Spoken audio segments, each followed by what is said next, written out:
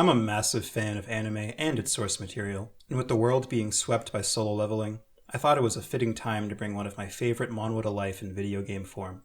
And no, not a gacha, pay-to-win, loot box-filled Genshin-like, but a Vampire Survivors tower defense genre fusion. With great pleasure, I present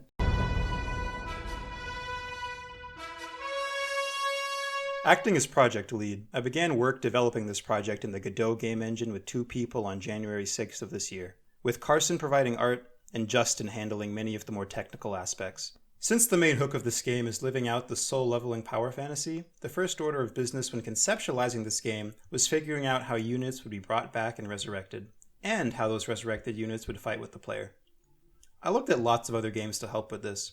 The resurrection itself was fairly simple. As the game was top-down, the player would simply resurrect units in a strict radius around themselves when the spacebar was hit. The enemy behavior, however, was far more difficult. Initially, I wanted to fully lean into every aspect of the power fantasy of being Sun Jin Woo, meaning the player would have some way to weave their own attacks in between the attacks of enemies, but this proved to be too complicated for the limited scope I knew I would have. So instead, I decided to further take inspiration from another one of my favorite game genres, tower defense, and completely remove the player's ability to deal damage directly, only being able to do it through summons and towers. I ultimately think this was the right choice, as it helped further differentiate the game while adding a layer of strategic thinking, as now the player would be actively managing 2 forms of defense all the time. With the concept laid out, I then began to conceive of narrative elements, while Carson and Justin began work on early enemy and player designs and some basic scripts to get us started.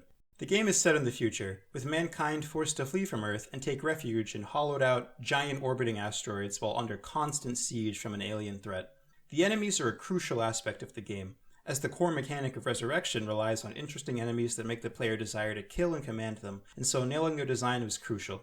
Inspired by more organic enemies like the Zerg, Swarm, and Naytiba, as well as more technical designs like the nanobots from Big Hero 6, Carson came up with awesome enemy designs that I was then able to spin off into more enemy variations. All the enemies in the game have strengths and weaknesses that uniquely interact with other hostile and friendly aliens, as well as the variety of towers. When the player is controlling units, they have the option to assign units of a specific type to be close, medium, or far away from the player themselves, and they maintain this distance as the player moves around. This allows for more strategic skill expression on the part of the player, without overwhelming them with too many decisions, as I never wanted this game to be a 1000 actions per minute MOBA or StarCraft-like. Speaking of, the towers distinguish themselves by being highly modular.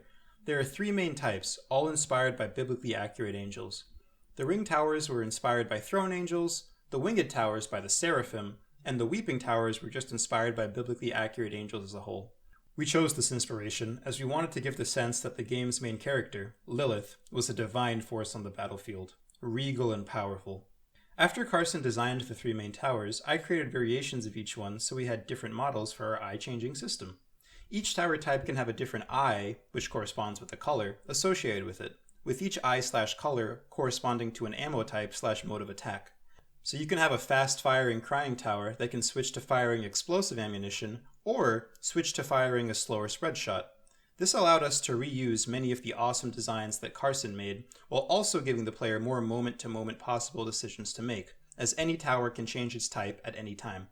With the towers created and a main gameplay loop decided, we put everything together and it felt...